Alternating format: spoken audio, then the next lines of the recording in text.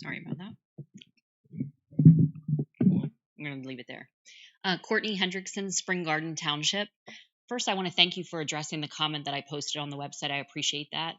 I'm going to be in full transparency only coming up tonight because I didn't fully understand if you were saying that there was a mistake made, because I do remember a time, and you guys correct me if I'm wrong if you're willing to do that. Was there a time where we had to say our full address and then it was okay to say township even when we approached the podium? Because I think what was confusing to me is, I think Mrs. Lord Fink said it, I had people that tried to comment after me today. And even when I did it, if I put Spring Garden in, it would reject my comment.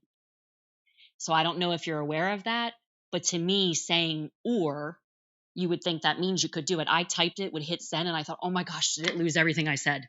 So I was frustrated, went back, put my whole address, even though I didn't want to do that, but I knew I wanted to make my point heard. So I went ahead and did that. And so are you saying it was posted somewhere inappropriately that shouldn't have been done?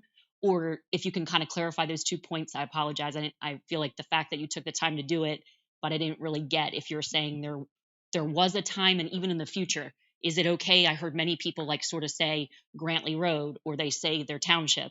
But was there a time that we did have to say the full address? Because I think the fact that it was misused by Mr. Robinson is obviously a point that I feel like, and when tensions are high, I think it's important to, that's why I phrased it to you like, would you all want your address every time you spoke? Would you want to do that? And I doubt any of you would say yes.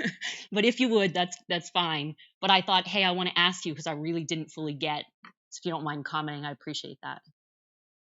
I wouldn't normally, but just to be clear, Sure. So that has changed over time. I can't tell you the exact date, year of the case that addressed the issue of addresses versus township, but it's been in the last, I don't know, 2 to 5 years. You're gonna, I mean, Mr. Sanders is shaking his head. It's 2 to 5 years that it changed, and then there was concerns about an appeal, and then there's lots of commentary on it.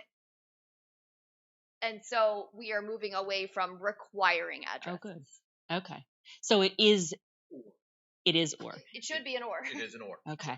If you don't mind just checking that, because like I said, there were other people who even messaged me that said, Cortney, I tried it as well.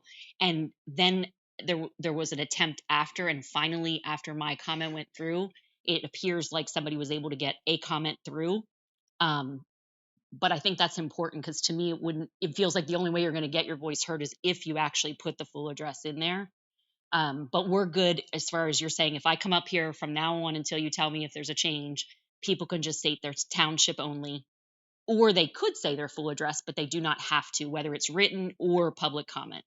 Correct. Is that correct? And those two things, and also they actually have to live here. So.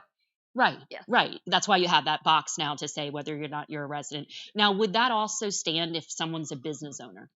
Like to me, if let's say someone owns a business and they're going to pay taxes and be, for example, impacted by the renovations, are they entitled to have a public comment because they are in fact impacted with the taxes? That's within the liberties of the school district's board policy. I don't know what yours says. It varies from district to district, so we can advise you on that offline. Okay. Awesome. Thank you. I appreciate it. Thank you for your comment. Is there anyone else?